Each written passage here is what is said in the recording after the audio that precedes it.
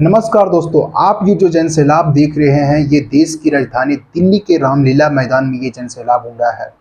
और ये जन सैलाब में अगर देखेंगे तो इतना ताकत है कि आगामी लोकसभा चुनाव को गेम को उलटफेर करने में बड़ा मददगार साबित होगा। अब ये क्यों होगा हम इसको आगे जानेंगे, लेकिन ये कौन लोग हैं जो दिल्ली के रामलीला मैदान में सरकार के खिलाफ धरना प्रोटेस्ट कर रहे हैं। तो हम आपको बता दें, ये देश के सरकारी कर्मचारी लोग हैं जो देश में ओपीएस यानी ओल्ड पेंशन स्कीम की मांग कर रहे हैं कि हमारे देश में जितने भी सरकारी कर्मचारी हैं उनको ओल्ड पेंशन स्कीम के तहत उनको पेंशन दिया जाए। आज वेतन आयोग के अनुसार अगर देखेंगे तो हमारे देश में लगभग 33 लाख अगर देखेंगे तो देश में सरकारी कर्मचारी हैं। ऐसे में अगर 33 लाख सरकारी कर्मचारी अगले साल रूलिंग पार्टी के खिलाफ अगर ये 33 लाख कर्मचारी के घर में अगर 4-4 वोटर भी हैं, अगर वो प्रत्येक 4 वोटर को अगर रूलिंग पार्टी के खिलाफ अगर वोट करे तो अगले साल आगामी लोकसभा चुनाव में अगर देखेंगे तो ये सारे के सारे 1 करोड़ 20 लाख लोग आगामी लोकसभा चुनाव को गेम को उलटफेर करने में बड़ा मददगार साबित होगा। तो आइए आज के इस वीडियो में हम विस्तार से चर्चा करने वाले हैं कि आखिर ओल्ड पेंशन स्कीम को लेकर के अगर देखेंगे तो देश के जितने भी सरकारी कर्मचारी हैं इसके खिलाफ क्यों प्रोटेस्ट कर रहे हैं। पहले अगर देखेंगे तो महाराष्ट्र, फिर मध्य प्रदेश, फिर यूपी, उसके बाद दिल्ली के रामलीला मैदान में अगर देखेंगे तो ओल्ड पेंशन स्कीम को लेकर के अगर देखेंगे तो सरकार के खिलाफ धरना प्रदर्शन किया गया। यानी इनका यही कहना था कि हमारी मांगे पूरी, जो कि आगामी लोकसभा चुनाव में एक बड़ा उलटफेर हो सकता है। तो आइए आज हम विस्तार से चर्चा करने वाले हैं कि आखिर ओल्ड पेंशन स्कीम क्या है, यानी ओपीएस क्या है और एनपीएस क्या है, यानी न्यू पेंशन स्कीम क्या है। आखिर ये सरकारी कर्मचारी लोग ओल्ड पेंशन स्कीम के क्यों मांग कर रहे हैं। अगर देखेंगे तो हमारे देश में न्यू पेंशन स्कीम को साल 2004 में लागू किया गया था। आज 20 साल बाद ठीक अगर देखेंगे तो ये लोग ओल्ड पेंशन स्कीम का क्यों मांग कर रहे हैं। आखिर ये सब कुछ अच्छा था तो 20 सालों में इसकी मांग क्यों किया जा रहा है। आइए आज के इस वीडियो में हम जानते हैं आइए आज के इस वीडियो में हम पूरी विस्तार से चर्चा करते हैं कि आखिर ओल्ड पेंशन स्कीम क्या है, आखिर ये पेंशन क्या है और न्यू पेंशन स्कीम क्या है। हम विस्तार से चर्चा करने वाले हैं, दोनों के फायदे और नुकसान हम गिनाने वाले हैं आपके साथ। बाकी आप वीडियो के बाद आप हमें जरूर बताइएगा कि न्यू पेंशन स्कीम सही है या फिर ओल्ड पेंशन स्कीम सही है। तो चलिए शुरुआत करते हैं। ओल्ड पेंशन स्कीम और न्यू पेंशन स्कीम जाने से पहले समझते हैं कि आखिर पेंशन क्या है, आखिर पेंशन की क्या जरूरत थी और हमारे देश में कब शुरुआत हुआ पेंशन को लेकर। 1857 ईस्वी में अगर देखेंगे तो हमारे देश में अंग्रेजी हुकूमत की सरकार थी। उस समय अगर देखेंगे तो रॉयल कमीशन चलता था। उस समय अगर देखेंगे तो हमारे देश में कोई भी नेता नहीं होता था, कोई भी मंत्री नहीं होता था। उस समय राजा और महाराजाओं के लोग सुनते थे। जिस तरीके से आज हमारे देश में प्रधानमंत्री का पद है या फिर मुख्यमंत्री हैं, तो उसी प्रकार से अगर देखेंगे तो हमारे देश में राजा महाराजा हुआ करते थे, जिनके एक साथ सबकी अगर देखेंगे तो अलग अलग जोन हुआ करता था। उस समय अगर देखेंगे तो देश में राजा महाराजा की बातें अगर देखेंगे तो हर एक जनता सुनती थी। अगर राजा कहता था कि ये काम करना है, ये चीज़ लागू हो, तो ये चीज़ लागू होती थी। जैसे कि आज में सरकार नीति बनाती है और कानून बनाती है, कुछ ऐसे स्कीम्स हमारे साथ लाती है, उसी प्रकार से देखेंगे तो उस समय राजा महाराजा की चलती थी। उसी समय अगर देखेंगे तो अंग्रेजी हुकूमत की सरकार अगर देखेंगे तो उनको ये डर था कि अगर ये राजा महाराजा अगर हमारे खिलाफ अगर बगावत करने लग जाएंगे तो हमारे लिए बड़ी मुश्किलों का सामना करना पड़ सकता है। तो उसी के बाद से अगर देखेंगे तो 1857 में रॉयल कमीशन ने ये डिसाइड किया कि जो कर्मचारी हमारे लिए काम कर रही है, या फिर राजा हो या फिर महाराजा हो, उनको रिटायरमेंट के बाद उनकी फैमिली का ध्यान रखना या फिर उनका ध्यान रखना, उसके तौर पर उन्होंने पेंशन की शुरुआत की थी। उसके बाद 1947 में हमारा देश आज़ाद हुआ। आज़ाद होने के बाद अगर देखेंगे तो हमारे देश में भी पेंशन अगर देखेंगे तब भी चलता ही रहा। यानी अगर आप एक सरकारी कर्मचारी हैं तो अगर आप जब रिटायर करते हैं तो जब तक आप जीवित रहते हैं तब तक आपको सरकार अगर देखेंगे तो एक फिक्स अमाउंट के तौर पे अगर देखेंगे तो आपको पेंशन के तौर पे सरकार पैसे देती है।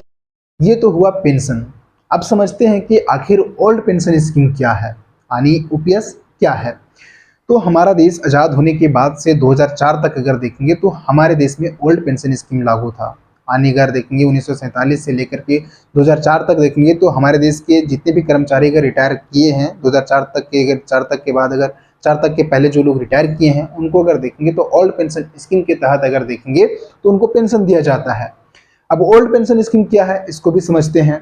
तो ओल्ड पेंशन स्कीम में अगर देखेंगे तो जितने भी देश के सरकारी कर्मचारी हैं उनको अगर देखेंगे तो पेंशन के तौर पे आने अगर आप सैलरी, जो भी आपका सैलरी है उसका कुछ % हिस्सा अगर देखेंगे तो सरकार काट लेती है, जिसको आप जब रिटायर करते हैं तो रिटायरमेंट के बाद आपको प्रत्येक महीने पेंशन के तौर पे आपको पैसे मिलते हैं। आखिर ये कैसे तय किया जाता है कि किस व्यक्ति को कितना रिटायरमेंट के तौर पे उन्हें पेंशन दिया जाएगा? ये तय अगर देखेंगे तो आपकी जो सैलरी है, अगर मान लीजिए आप एक सरकारी कर्मचारी हैं और आप रिटायरमेंट होने वाले हैं, रिटायरमेंट से ठीक 10 महीने पहले की सैलरी जो होगी उसका आपको 50% रिटायरमेंट के तौर पे, पेंशन के तौर पे आपको पैसे दिए जाएंगे। सपोज दैट अगर आप 50,000 रुपये आपकी सैलरी थी, अगर आप रिटायर करते हैं तो आपको 25,000 रुपये पेंशन के तौर पे प्रत्येक महीने दिए जाएंगे।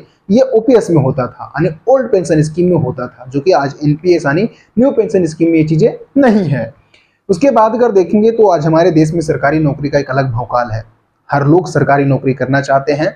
हर एक पिता का, हर एक माता का, हर एक युवा का, हर एक लड़का का, हर एक लड़की का एक सपना है कि हमारे पास सरकारी नौकरी हो। इसका 2-3 रीजन है। सबसे पहला रीजन ये है कि स्टेबिलिटी है, सिक्योरिटी है कि एक बार किसी तरीके से सरकारी नौकरी लग गया, जीवन सेट है, हमें फिक्स अमाउंट मिलेगा, सरकार के लिए काम करेंगे, जीवन बल्ले बल्ले है। और इसी चीज को लेकर के अगर देखेंगे तो आज हमारे देश के युवा, लगभग 80% युवा सरकारी नौकरी के पीछे पागल हैं और तैयारी कर रहे हैं, और तैयारी करते करते उनकी उम्र 35 साल तक हो गई है। 35 साल 30 साल तक अपनी उम्र को घिस रहे हैं। तो ओल्ड पेंशन स्कीम में देखेंगे तो ये सारे बेनिफिट थे।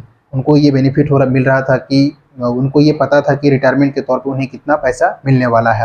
अब समझते हैं कि आखिर एनपीएस क्या है, यानी न्यू पेंशन स्कीम क्या है। साल 2004 में अगर देखेंगे तो हमारे देश में एनडीए की सरकार थी।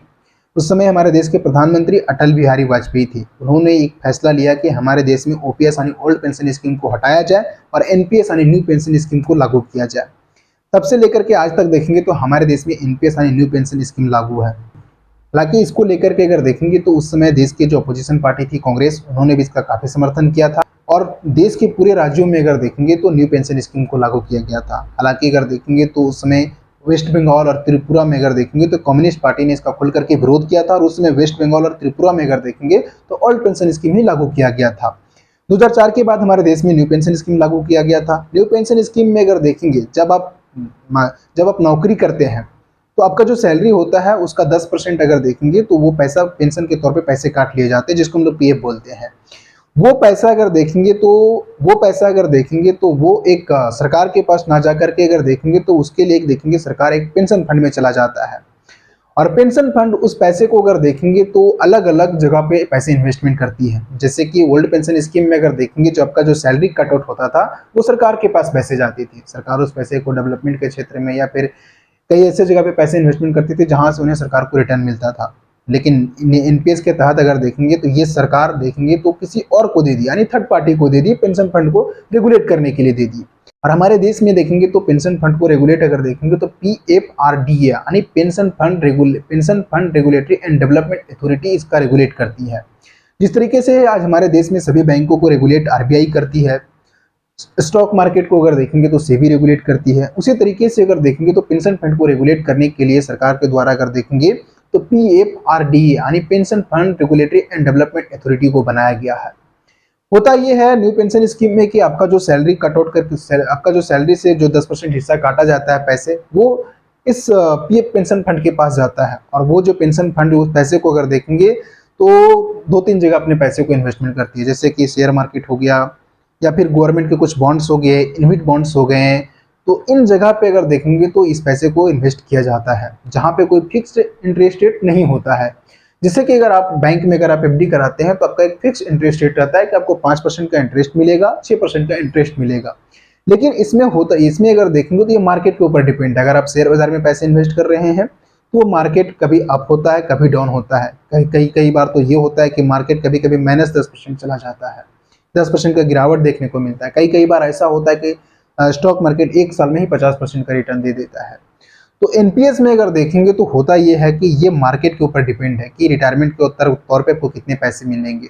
जो कि ओपीएस में अगर देखेंगे यानी ओल्ड पेंशन स्कीम में देखेंगे तो आपको ये पता होता है कि अगर आपकी सैलरी अगर 50,000 रुपये है और आप रिटायरमेंट कर रहे हैं तो आपको 25,000 रुपये आपको पेंशन के तौर पे पैसे मिलेंगे। लेकिन एनपीएस में अगर देखेंगे तो ये कोई भी फिक्स नहीं है कि आपको कितना रिटायरमेंट मिलने वाला है।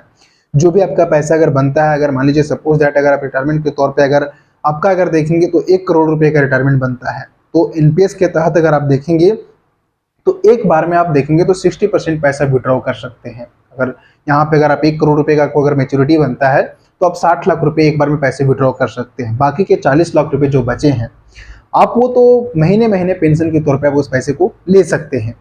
तो इसी बात को लेकर के अगर देखेंगे तो हमारे देश में जितने भी सरकारी कर्मचारी हैं वो हड़ताल पे हैं। वो सरकार से ये मांगे कर रही है कि देश में ओपीएस को जल्द से जल्द लागू किया जाए। हालांकि इस बात को लेकर के मीडिया कवरेज मिलना चाहिए था, जो कि मीडिया इसके ऊपर बहुत कम ही इसके ऊपर चर्चा की। हालांकि इस बात को लेकर के मीडिया कवरेज जरूर मिलना चाहिए था।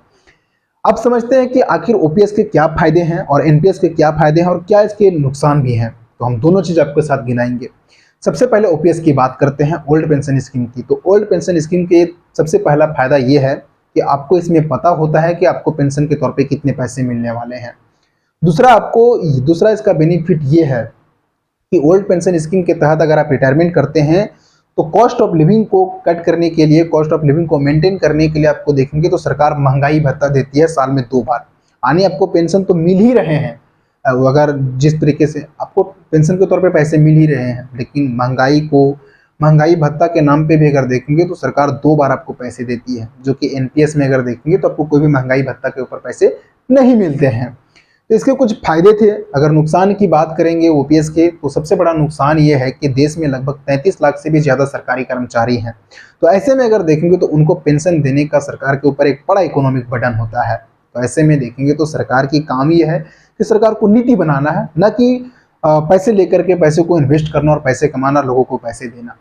तो हालांकि इसके वजह से अगर देखेंगे तो सरकार के द्वारा साल 2004 में अगर देखेंगे तो ओल्ड पेंशन स्कीम को बंद करके एनपीएस को लागू किया गया था।